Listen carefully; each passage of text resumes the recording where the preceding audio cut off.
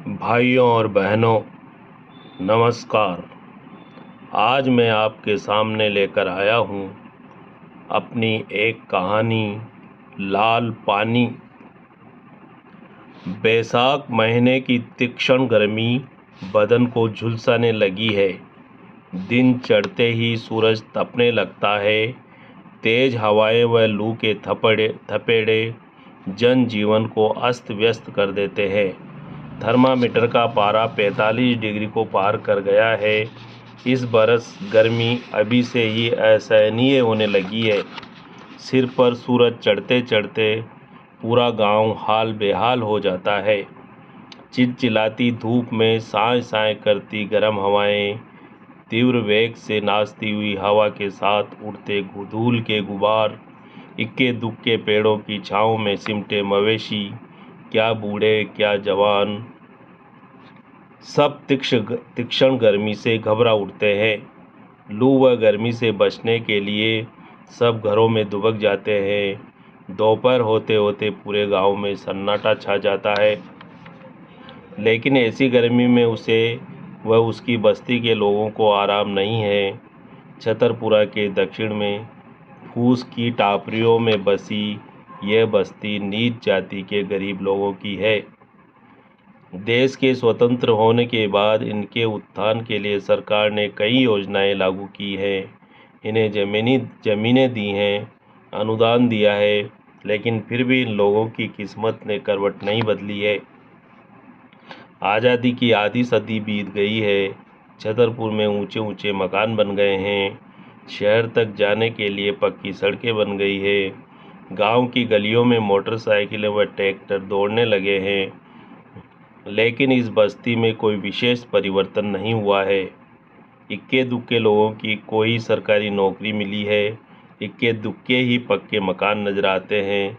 सरकार ने इनके कल्याण के लिए कई कानून बना दिए हैं। मानव अधिकारों से सबको अवगत करा दिया है।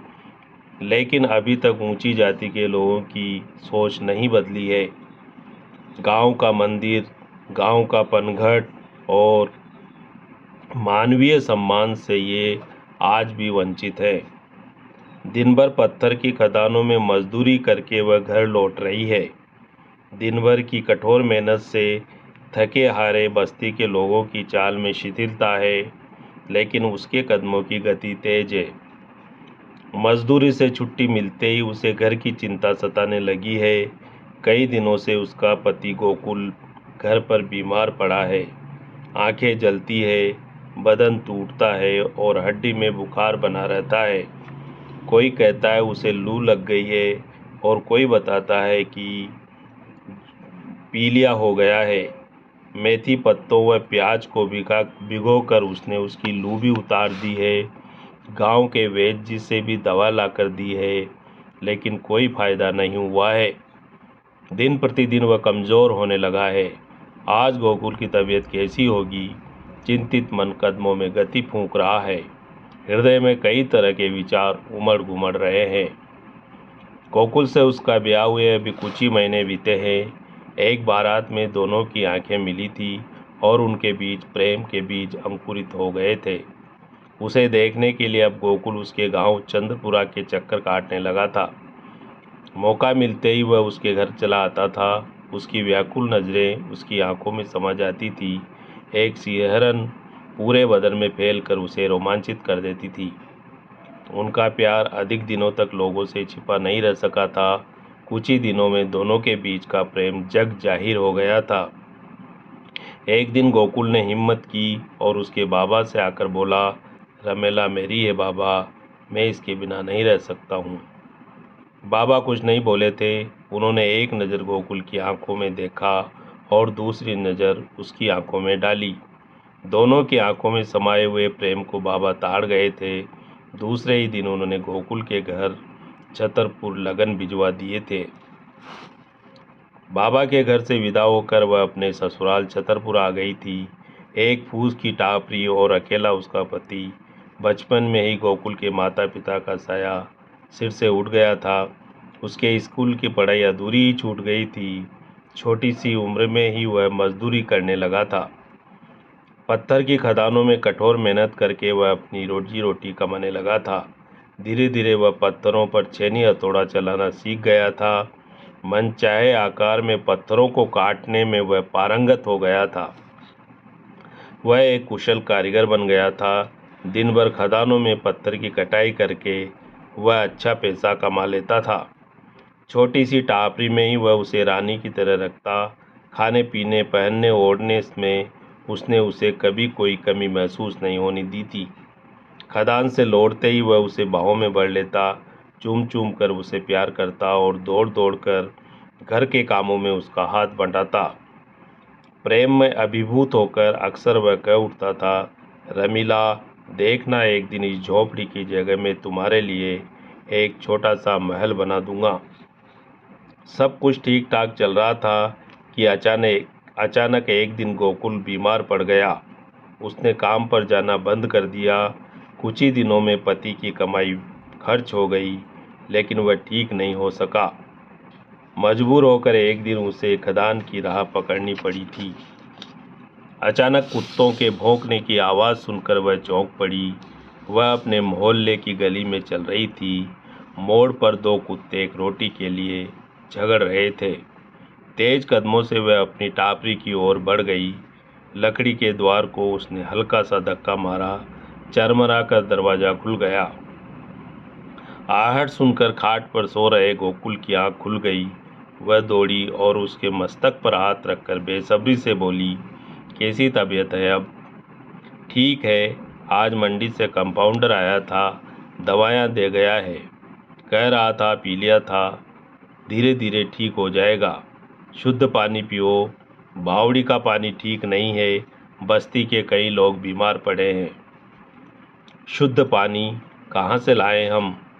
गर्मी के मारे सारे कुएं बावड़ी सूख गए हैं। बस्ती में एक हैंडपंप लगा है, वह भी खराब पड़ा है। ब्राह्मणों के मोहल्ले के हैंडपंप का पानी अच्छा है, लेकिन उसने एक गहरी निश्वास छोड़ी और पसर गई। हाथ के सहारे वह खाट पर बैठा हुआ। सारा देश बदल गया है रमीला, लेकिन हमारा गांव नहीं बदला है। यहाँ के लोग आज भी हमसे घृणा करते हैं। पानी भगवान की देन है। हैंडपंप सरकार ने लगाया है, लेकिन फिर भी हमें उसका पानी नसीब नहीं होता है। पता नहीं हमारी बस्ती के लोग भी क्यों डरते हैं उन लोगों से। वे लोग सक्षम हैं, हमसे झगड़ा करते हैं। ऊंची जाति के लोग हमसे छुआछूत करते हैं। और फिर इस गर्मी में जब पानी की त्राही त्राही मची है, आधी रात तक उस हैंडपंप पर भीड़ लगी रहती है, हमें कौन अड़ने देगा वहाँ? लेकिन पानी पर सबका बराबर का अधिकार है रमीला। पानी प्रकृति की देन है और प्रकृति पर सबका अधिकार होता है। मैं तो कहता हूँ यह हमारी ही कमजोरी का परिणाम है। गोकुल छटपटा कर रह गया। हताश होकर वह पुनः खाट पर लेट गया। वह उठी और चूल्हा जलाकर चाय उबालने लगी। चाय कपों में भरकर उसने गोकुल को उठाया। चाय के साथ उसे दवा खिलाई। गोकुल फिर लेट गया। वह चूल्हे चौके में लग गई। उसने अपने लिए रोटियां बनाई, गोकुल के लिए दलिया बनाया। उसने फिर गोकुल को उठाया। नहीं चाहते हुए भी उसने उसे दलिया खिलाया। बड़ी मुश्किल से थोड़ा सा दलिया खाकर गोकुल सो गया। बातें करते करते ही गोकुल की आंख लग गई। खाना खाकर उसने गिलास में पानी भरा। पीला मटमैला स्वादहीन पानी उसका मन भर आया। एक नज़र उसने गोकुल को मासूम चेहरे को देखा। पीपल के पत्ते की तरह पीला पड़ता चेहरे का रंग देखकर वह कांप गई। चूल्हे चौके से निपटकर वह बिस्तर पर लेट गई, लेकिन आज उसकी आंखों में नींद नहीं आई। आधी रात बीत गई। दूर ब्राह्मणों की बस्ती में आ रही हैंडपंप चलने की खटखट अब बंद हो गई है। वह उठी, खाली मटका बगल में दबाया और द्वार खोलकर दबे पांव घर से बाहर निकल गई। तेज कदमों से चलती हुई वह गांव के बीच में जा पहुंची। खाली मटके को उसने हैंडपंप के नीचे रखा और चौकन्नी होकर धीरे धीरे हैंडल को दबाने लगी। 3-4 हैंडल लगाते ही हैंडपंप से पानी निकलकर मटके में भरने लगा। थोड़ी देर में मटका भर गया। हैंडल को छोड़कर वह आगे बढ़ी और मटके को उठाकर सिर पर रख लिया। एक नज़र उसने इधर उधर देखा। चारों ओर सन्नाटा छाया हुआ था। दूसरे क्षण वह तीव्र गति से अपने घर की ओर चल पड़ी। आहिस्ता से द्वार खोलकर घर में प्रवेश करते ही उसने राहत की सांस ली। मटके को सिर से उतारकर परेंडी पर रखा।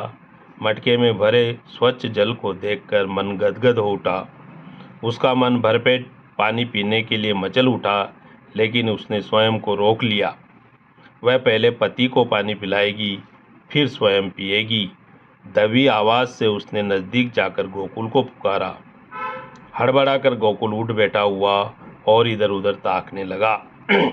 दबी आवाज़ में वह फिर बोली, वह देखो मीठा पानी गांव के हैंडपंप से लाई हूँ। यह सुनकर गोकुल विस्मित हो उठा। मीठे पानी का नाम सुनकर उसके मुंह में पानी भर आया। इसी समय दरवाजे पर दस्तक सुनकर दोनों चौंक पड़े। खाट से नीचे उतरकर गोकुल आगे बढ़ा। उसने द्वार पर लगी हुई सांकल उतारी। द्वार खुलते ही क्रोध में तमतमाते हुए कई युवक घर में प्रवेश कर आए। अपने द्वार पर खड़े 20 लठेतों को देखकर रमीला कांप गई। गोकुल ने हिम्मत दिखाई, क्या बात है, जैसे तुझे कुछ पता ही नहीं, साला शाना बनता है। हम सबका धर्म खराब कर दिया और ऊपर से आंखें दिखाता है। साफ साफ बोलो, तुम क्या कहना चाहते हो लक्ष्मण? लक्ष्मण नहीं, लक्ष्मण सिंह जी बोल, नहीं तो अभी जबड़ा तोड़कर हाथ में रख दूंगा। पूछ अपनी लुगाई से अभी हैंडपंप से पानी भर कर लाई है या नहीं। हैंडपंप सरकार ने लगाया है, पानी पर सबका अधिकार है। मुझसे जबान चलाता है नीच, अभी बताता हूँ तुझे तेरा अधिकार। लक्ष्मण ने लाठी उठाई और परेंडी पर रखे मटके पर जोर से प्रहार कर दिया। मिट्टी का घड़ा फूटकर ढेर हो गया। मटके में भरा पानी मिट्टी के फर्श पर फैल गया। यह देखकर गोकुल क्रोधित हो उठा। उसने आगे बढ़कर लक्ष्मण की लाठी पकड़ ली। इसी समय किसी ने पीछे से उसके सिर पर लाठी का एक तेज प्रहार कर दिया। गोकुल का सिर फट गया। खून के फव्वारे फूट पड़े और वह वहीं ढेर हो गया। यह देखकर रमीला चीख पड़ी। उसने दौड़कर गोकुल के सिर को अपनी छाती से लगा लिया। रमीला की चीख पुकार सुनकर सब भाग खड़े हुए। गोकुल के सिर से निकला रक्त पानी में जा मिला। फर्श पर भरा हुआ पानी लाल हो गया। तो भाइयों और बहनों, यह थी कहानी लाल पानी। इसी तरह की एक और कहानी लेकर शीघ्र ही मैं आपके बीच फिर हाजिर होऊंगा। धन्यवाद।